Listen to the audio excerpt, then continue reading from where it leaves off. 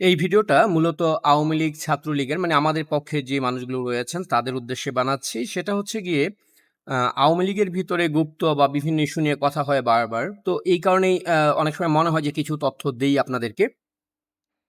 যেমন ধরেন গুপ্ত প্রবেশ ঠেকানো। আসলে গুপ্ত প্রবেশ ঠেকানোটা কি এত সহজ কিছু? আমার কাছে মনে হয় না। গুপ্ত ঠেকানোটা বা গুপ্ত ফাইন্ড আউট করাটা এত সহজ ব্যাপার না। আপনাদেরকে কয়েকটা পয়েন্ট বলি। জামায়াতের মতো দলগুলা যখন হচ্ছে কাউকে ট্রেন করে তা মানে এটা হচ্ছে গিয়ে একটা ধর্মের মতো বিষয় হয়ে যায়। জামায়াতের অন্ততপক্ষে ধরেন ১০,০০০ কর্মী আছে যারা আত্মঘাতী হবার জন্য প্রস্তুত। যেরকম আবু সাঈদের মতো যারা আত্মঘাতী ছিল, এরা হচ্ছে গিয়ে ধরেন তাদের আদর্শ প্রতিষ্ঠা করবার জন্য, তাদের দলকে ক্ষমতায় আনার জন্য তারা নিজের জীবন দিয়ে দিতে প্রস্তুত। এইরকম হচ্ছে জামায়াতের ট্রেনিংটা। সেই জায়গা থেকে যেই মানুষ মনে করেন যে নিজের জীবন দিয়ে দিতে পারে দলের জন্য, সেই মানুষ আ যদি গুপ্ত হিসেবে ঢোকে আপনার ভেতরে, সে পৃথিবীতে এমন কিছু নাই যেটা করতে না পারবে। হুম? অতএব গুপ্ত চেনাটা খুব সহজ ব্যাপার না আমার হিসেবে। আর যেহেতু বাংলাদেশে আওয়ামী লীগের নেতাকর্মীরা কেউ আসলে গুপ্ত হবার ট্রেনিং নেয় না। তারা জানেন না যে একজন মানুষ গুপ্ত হিসেবে আরেকটা দলের ভিতরে ঢুকতে গেলে তাকে কি করতে হয়, কোন আ কি বলে লেবাস ধরতে হয়, কতটা মিথ্যাচার করতে হয়। হুম? তো এই ব্যাপারগুলো আসলে আওয়ামী লীগের লোকজনকে যেহেতু ট্রেনও করা হয় না অফিসিয়ালি কোনোভাবে, কারণ আওয়ামী লীগ কোনো গুপ্ত রাজনীতিতে বিশ্বাসী না। তো সেই জায়গা থেকে একজন আওয়ামী লীগ বা ছাত্রলীগের কর্মীর পক্ষে গুপ্ত ফাইন্ড আউট করাটা সহজ ইস্যু না।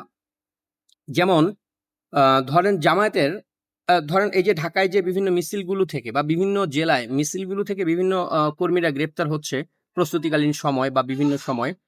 এই গ্রেপ্তারের পেছনে ধরেন এমনও হতে পারে যে আপনারা ধরেন এক্সাম্পল যে ঢাকায় একটা জায়গায় মিছিল করতে গিয়ে ১০ জন গ্রেপ্তার হয়েছে। সেই ১০ জনের ভিতরে ধরেন ২ জন গুপ্ত আছে শিবিরের। হুম? এবং সেই গুপ্তরা দেখবেন অ্যারেস্টও হবে পরিকল্পিতভাবেই। হুম? সে তারা ২ জন বা তারা ধরেন ১ জন। ১ জন হচ্ছে গিয়ে বাকি ৯ জন ছাত্রলীগের কর্মীকে ধরায় দিছে। কিন্তু নিজে যাতে কোনোভাবে সন্দেহের ভিতরে না পড়ে যে কারণে সে করেছে যে ৯ জনের সঙ্গে নিজেও গ্রেপ্তার হয়ে গেছে। এটা জামায়াত এবং শিবিরের ধরেন কেন্দ্রীয় সিদ্ধান্ত। ও গ্রেপ্তার হয়ে যাবে। গ্রেপ্তার হয়ে ও ধরেন ৬ মাস জেল খাটবে। জেল খাইটা বের হয়ে আসবে। বের হয়ে আসার পরে ছাত্রলীগেরই যারা আছেন বা আওয়ামী লীগের আমাদের মতো যারা গুপ্ত চিনি না, এই মানুষগুলোই ধরেন তাকে ফুলের মালা দিয়ে জেলখানা থেকে ছাড়াই আনবে। আমাদের ত্যাগী নেতা, আমাদের ত্যাগী সহযোদ্ধা, আমাদের ত্যাগী ভাই ৬ মাস জেল খাটছে বাংলাদেশ আওয়ামী লীগের জন্য। আমাদের সঙ্গে মিছিল করতে গিয়ে জেল খেটে আসছে। তো তার জেল খাটাটা আসলে পুরোপুরি জামাত এবং শিবিরের পরিকল্পিত নির্দেশনা ছিল। তো এই যে ধরেন একটা গুপ্ত সে হচ্ছে ৬ মাস জেল খাইতে আসলো। এই ৬ মাস কিন্তু তার ফ্যামিলির পুরো ভরণ-পোষণ জামাত বহন করছে। তার ফ্যামিলি রাজার হালে থাকবে মনে করেন এই ৬ মাস। সেই নিশ্চয়তা জামাত দেয়। জেলের ভিতরে তাদের কোনো সমস্যা হবে না, সেই নিশ্চয়তা জামাত দেয়। তাদের পিসিতে প্রত্যেক মাসে মনে করেন সর্বোচ্চ পরিমাণে টাকা দেয়া সেটা জামাত দেয়। অতএব একটা কর্মী ৬ মাস জেল খাটা কোনো ব্যাপার না। ও শুধুমাত্র একটা জায়গায় বন্দী থাকবে। কিন্তু ওর জীবন চলবে স্বাভাবিক জীবনের চাইতে আরো ভালো অবস্থায়। ওর ফ্যামিলি চলবে আরো ভালো অবস্থায়। জামাত সেই জায়গাটা নিশ্চিত করে। এটা হচ্ছে জামাতের রাজনীতি। তো ব্যাপার হচ্ছে এই যে ১০ জন যে গ্রেপ্তার হলো, ১০ জনের মধ্যে ৯ জন মুজিব সৈনিক, ১ জন ছিল গুপ্ত। সেই গুপ্ত যখন ৬ মাস পরে বেরিয়ে আসবে আপনারা বুকে টেনে নেবেন, তাকে সে কমিটিতে ঢুকবে, সে সব জায়গায় ঢুকবে। এবং সে আওয়ামী লীগের এই আন্দোলন সংগ্রামে একজন ত্যাগী নেতা হিসেবে দাঁড়ায় যাবে। এই হচ্ছে গিয়ে ধরেন জামায়াত শিবিরের পলিসি। অতএব কেউ গ্রেপ্তার হলেই যে সে আসলে ত্যাগী নেতা, সে আসলে আমাদের পক্ষে, সে আসলে গুপ্ত না, এটা আসলে প্রমাণ হয় না। এই কথাটা যারা হচ্ছে আমাদের আ মুজিব সৈনিক যারা আসলে জেল খাটছেন বা যারা জেলে গিয়েছেন, গ্রেপ্তার হয়েছেন বা অত্যাচারিত হয়েছেন, সেই মানুষগুলো কোনোভাবেই এই কথাটাকে নিজের দিকে টানবেন না। আপনারা কষ্ট পাবেন না দয়া করে। এটা আপনার নিরাপত্তার জন্যও বলা এই কথাগুলো, অন্যদের নিরাপত্তার জন্যও বলা। এই যে সাদিক কায়েম থেকে সার্জিস এরা আপনারা দেখেছেন যে আওয়ামী লীগ ক্ষমতায় থাকাকালীন সময় রাস্তাঘাটে পিকেটিং এ করেছে তারা। তারা শিবিরের বিরুদ্ধে গালাগাল করে, স্লোগান দিয়ে একটা শিবির ধর, ধইরা, ধইরা জবাই কর এই টাইপের স্লোগান তারাও দিছে। তারাও মারামারির মধ্যে গেছে। তারা মারামারির মধ্যে গেছে তারা কিন্তু জানতো যে অপোজিটে শিবিরে যারা আছে তারা যে ইটপাটকেল মারবে আমার মাথায়ও লাগতে পারে। আমার মাথা ফেটে যেতে পারে। তারা জানতো কিন্তু। তারা জানতো কিন্তু যে এখানে কোনো একটা occurrence হইলে পুলিশ আমাকে অ্যারেস্ট করতে পারে। তারপর তারা যাইতো। এটাই হচ্ছে গিয়ে জামাত শিবিরের রাজনীতি। তারা বুলেটের সামনে গিয়ে বুক পাইতা দাঁড়ায় যাইবগা ধরেন জয় বাংলা, জয় বঙ্গবন্ধু বইলা। তারা গুলি খাইলেও তাদের লাভ। তো গুপ্তদের ট্রেনিংটা এই পর্যায়ে। অতএব আ এবং আরো একটা বিষয়ও আমি একটু আপনাদেরকে বলতে চাই। সেটা হচ্ছে গুপ্ত, এই যে গুপ্ত শব্দটা, গুপ্ত বললে আমাদের মাথায় আসে জামাত শিবিরের এজেন্ট। আমিও এত সময় বললাম জামাত শিবিরের এজেন্ট, কিন্তু গুপ্ত কি শুধুমাত্র জামাত শিবিরের দিক থেকে নিয়োগ দেওয়া হয়? না, জামাত শিবিরের পক্ষ থেকে শুধুমাত্র নিয়োগ দেওয়া হয় না। এই দেশে যেটাকে বলা হয় লোকাল এজেন্ট, এই লোকাল এজেন্ট কারা, কারা নিয়োগ দেয়? ধরেন এম্বাসিগুলো থেকে লোকাল এজেন্ট নিয়োগ দেওয়া হয়। আমেরিকান এম্বাসির ৩ টা সেল আছে। একটা সেল হচ্ছে গিয়ে আওয়ামী লীগ বিট করে। মানে আওয়ামী লীগ বিট করা মানে হচ্ছে গিয়ে তাদের অন্ততপক্ষে ২, ৪, ৫ জন এজেন্ট যারা আওয়ামী লীগের ভেতরে ঢুকে আওয়ামী লীগের সঙ্গে মিশে কাজ করে। আরেকটা টিম আছে যারা হচ্ছে জামায়াতের কে ডিল করে। জামায়াতের ভেতরে তারা ঢুকে আছে। আরেকটা টিম আছে বিএনপি এবং বামপন্থী অন্যান্য দলগুলাকে মিলা। এই ৩ টা টিম নিয়ন্ত্রণ করে হচ্ছে গিয়ে আমেরিকান এম্বাসি। তো এমনভাবে পাকিস্তান এম্বাসির এজেন্ট আছে, লোকাল এজেন্ট। তুরস্ক এম্বাসির এজেন্ট আছে, লোকাল এজেন্ট। এবং ধরেন যেই দেশটার নামও আমরা খুব একটা আলোচনায় আসে না, হয়তো খুব স্বাভাবিক একটা নরমাল দেশ, হ্যাঁ? তাদের একটা এম্বাসি আছে বাংলাদেশে। ভাই তাদেরও ২, ৪ টা এজেন্ট আছে এই দেশে। এই দেশের লোকাল এজেন্ট প্রত্যেকটা এম্বাসিরই আছে। অতএব আপনি যদি মনে করেন শুধুমাত্র দাড়ি টুপি থাকলেই বা একটু হুজুর টাইপের হইলেই পাকিস্তান এম্বাসি নিয়োগ দিছে, ভাই এই যে জুলাইতে নায়ক নায়িকা গায়ক গায়িকা, হ্যাঁ, এলজিবিটি কমিউনিটির সদস্য তাদেরকে কি পাকিস্তান এম্বাসি নিয়োগ দিছিল? এদের সঙ্গে কি পাকিস্তান ডিল করে? না করে না ভাই। এদেরকে নিয়োগ দিছিল অন্য এম্বাসি। আপনারা শুনছেন বারবার ডিপ স্টেটের কথা। তো ডিপ স্টেট তো আসলে সরাসরি আসেনি, আমেরিকান এম্বাসির এখানে একটা বিশাল প্রভাব রয়েছে। তো এই এজেন্টগুলো নিয়োগ দেয় আমেরিকা। এই এজেন্টদের মধ্যে ধরেন হিন্দু, মুসলমান, বৌদ্ধ, খ্রিস্টান সব ধরনের এজেন্ট থাকে। এদের খ্রিস্টান এজেন্ট আছে, এদের বৌদ্ধ এজেন্ট আছে, এদের হিন্দু এজেন্ট আছে। একেক এম্বাসি একেক ফরম্যাটে কাজ করে। অতএব গুপ্ত চেনার ক্ষেত্রে শুধু আপনাকে একটা ফরম্যাটের দিকেই খেয়াল রাখলে চলবে না যে বোধহয় পাকিস্তান, জামাত নিয়োগ দিছে। অনেক এজেন্ট আছে যারা আমেরিকান এম্বাসির নিয়োগ দেওয়া, তুরস্কের এম্বাসির নিয়োগ দেওয়া। অতএব আপনাকে গুপ্ত ফিল্টার করতে গেলে প্রত্যেকটা জায়গাকে ইন্ডিভিজুয়ালি বিচার করতে হবে। প্রত্যেকের পদক্ষেপ, তার গত ১০ বছর ১৫ বছরের তার অ্যাক্টিভিজম, তার কর্মকাণ্ড, তার চলাফেরা, রাজনীতি সচেতনতা, মুক্তিযুদ্ধ নিয়ে তার অ্যাক্টিভিটিস কি ছিল, সবকিছু আপনি যাচাই করেন। ধরেন দলীয় রাজনীতি করেনি, দলীয় রাজনীতি না করলেও মুক্তিযুদ্ধের সপক্ষে তার অবস্থান গত ১০ বছর কি ছিল? জামায়াত প্রসঙ্গে তার অবস্থান কি ছিল গত ১৫ বছর? জামায়াতের বিরুদ্ধে সে ১৫ বছর কি করছে গত ১৫ বছরে? তার কাজ কি?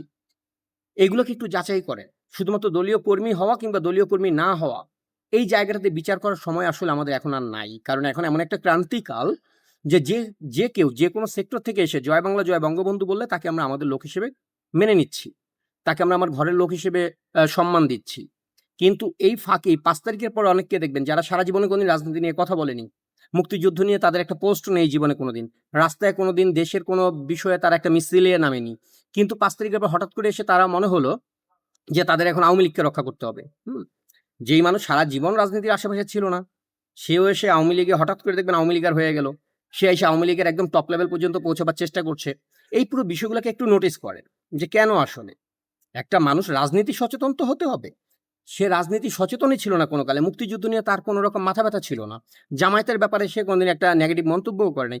সেই মানুষ ৫ তারিখের পরে আইসা কট্টরভাবে দেশপ্রেমিক হইয়া যাওয়া এবং আওয়ামী লীগ প্রেমী হইয়া যাওয়া, মুক্তিযুদ্ধ প্রেমী হইয়া যাওয়া, এটা খুব আশঙ্কার জায়গা। এটা একটা সন্দেহের জায়গা, হ্যাঁ? যেমন জুলাইতে আমরা দেখেছিলাম। নিরপেক্ষ নামে একদল অপদার্থ যারা কোনোদিন রাজনীতি করে না, আমরা রাজনীতি বুঝি না, আমরা রাজনীতির সঙ্গে নাই, কিন্তু জুলাই আন্দোলনের জন্য তারা রাস্তায় নেমে গেছে। হ্যাঁ? পানি বিলাইছে ঘুইরা, ঘুইরা, খাবার বিলাইছে ঘুইরা, ঘুইরা।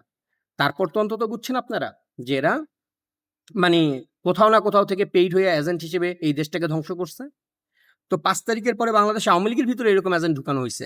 বিভিন্ন চেহারার, বিভিন্ন মোড়কে, বিভিন্ন ফরমেটে তাদেরকে ইন করা হইছে। এখন বিষয় হচ্ছে শিবিরে ট্রেন করা যারা তাদেরকে পাওয়াটা যেরকম ডিফিকাল্ট, অন্যান্য এজেন্সি থেকে যাদেরকে ঢুকানো হয়েছে তাদেরকেও ট্রেনিং দেওয়া হয়। তারাও প্রশিক্ষিত প্রত্যেকে। তো এই জায়গাটায় বিশ্বাস করবার ক্ষেত্রে একটু সচেতন থাকেন। আমি শুরুতে যেই কথাটা বলেছি, জামাত ধরেন তার একজন কর্মী নিজের জীবন দিয়া দেবে, হ্যাঁ? সে ৬ মাস জেল খাইতে আসবে আপনার সঙ্গে দাঁড়াইয়া। আপনি কোনোদিনই তাকে সন্দেহ করবেন না। আপনার কাছে কোনোদিনই মনে হবে না যে এই লোকটা আসলে আওয়ামী লীগ ছাড়া কেউ হইতে পারে। মানে ৬ মাস জেল খাটছে একটা মানুষ শুধু জয় বাংলা, জয় বঙ্গবন্ধু বলে স্লোগান দিয়া। কিন্তু এমনও তো হতে পারে যে ওই লোকটাই সঙ্গে আরো ৯ জন মুজিব সৈনিককে ধরায় দিছিল। নিজের জায়গাটাকে পরিষ্কার রাখার জন্য নিজেও গ্রেপ্তার হয়ে গেছে। পেছন থেকে তার পুরো দায়-দায়িত্ব জামায়াত পালন করছে। তার পরিবারকে মাসে ৩ গুণ ভাতা দেওয়া, তাকে জেলে সর্বোচ্চ মানে সুযোগ সুবিধা তৈরি করে দেওয়া, সব জামাত করছে। তো এইরকম একটা তথ্য আসলে কয়েকদিন আগেই একজন আমাকে বলেছে যে সে জেলে গিয়েছিল এবং জেলে যাওয়ার পরে কি বলে যে আওয়ামী লীগের বা ছাত্রলীগের পক্ষেই মিছিল দেওয়া একটা ছেলে, কিন্তু তার কথা প্রসঙ্গে অনেক কিছুতে ওর কাছে মনে হইছে যে এই ছেলে আসলে ছাত্রলীগ বা আওয়ামী লীগের সাথে আওয়ামী লীগকে ধারণ করে না। কিন্তু সে কিন্তু আওয়ামী লীগের বা ছাত্রলীগের মিছিল করতে গিয়ে ধরা পড়ছে। হুম? তো ও এসে আমাকে আশঙ্কার কথা বলতেছিল। যে ভাই এই লোকটা এই ছেলেটাও জেলে ছিল। কিন্তু ওর সঙ্গে আমি যতবার কথা বলছি, ও নিজেকে আওয়ামী লীগের প্রমাণ করার খুব চেষ্টা করে। বঙ্গবন্ধু নিয়ে কথা বলে এটা ওইটা। কিন্তু ওর যে অ্যাপ্রোচ, ওর যে কিছু কথার পয়েন্ট যেগুলো আমি রিড করছি এবং রিড করার পরে আমার কাছে somehow মনে হইছে যে এই ছেলে আসলে আওয়ামী লীগ ভেতর থেকে করে না। তাইলে ভেতর থেকে আওয়ামী লীগ না করা একটা মানুষ ৬ মাস জেল খাটতেছে এবং সে বারবার হচ্ছে গিয়ে ওখানে জেলে কথা প্রসঙ্গে সে বারবার বলতেছিল ত্যাগী নেতা, হ্যান-ত্যান, ৫ তারিখের পর থেকে এই করছে, সেই করছে দলের জন্য। এতগুলা মিছিলে অংশগ্রহণ করছে, জেল খাটতাছে, হ্যাঁ? কিন্তু জয় বাংলা, জয় বঙ্গবন্ধু সে ছাড়বে না। তো তার এই উত্তেজনা দেখেই মূলত ওই ছোট ভাই হচ্ছে গিয়ে সন্দেহটা পোষণ করে। পরে এসে আমাকে জানালো। অতএব আপনারা যারা রাজপথে লড়াই করছেন, আপনাদের উপরেই ভরসা করে আছে বাংলাদেশ আওয়ামী লীগ, আপনাদের উপরেই ভরসা করে আছে আমাদের জননেত্রী শেখ হাসিনা।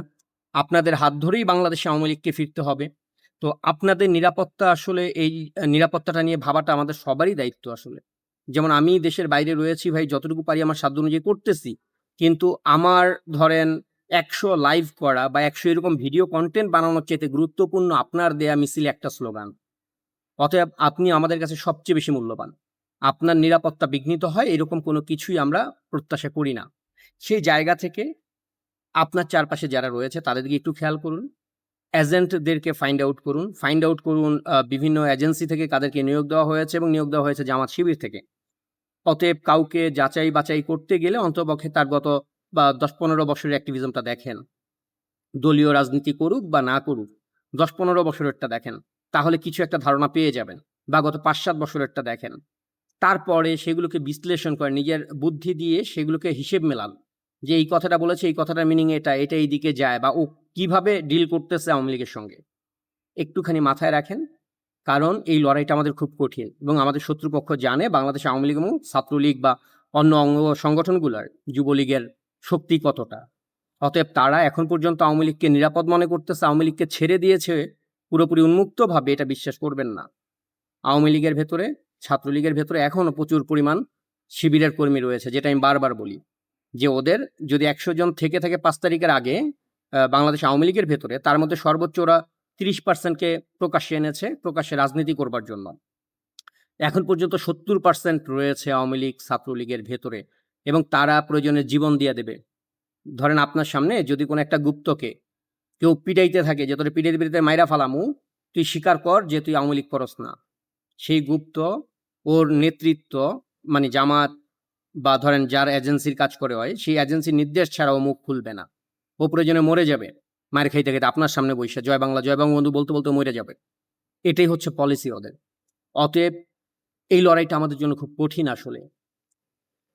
নিজের দলের ভেতরে যারা রয়েছে তাদের প্রত্যেকেই আমাদের সহযোদ্ধা, কিন্তু সহযোদ্ধা হলেও অবশ্যই প্রত্যেকের ব্যাপারে একটু যাচাই-বাছাই করুন, চোখ কান খোলা রাখুন, তারপরে বিশ্বাস করুন। নিজের ব্যক্তিগত তথ্য, নিজের অবস্থান, নিজের বাসার ঠিকানা, নিজের পারিবারিক ডিটেইলস এটা দয়া করে কারো সঙ্গে শেয়ার করবেন না প্লিজ।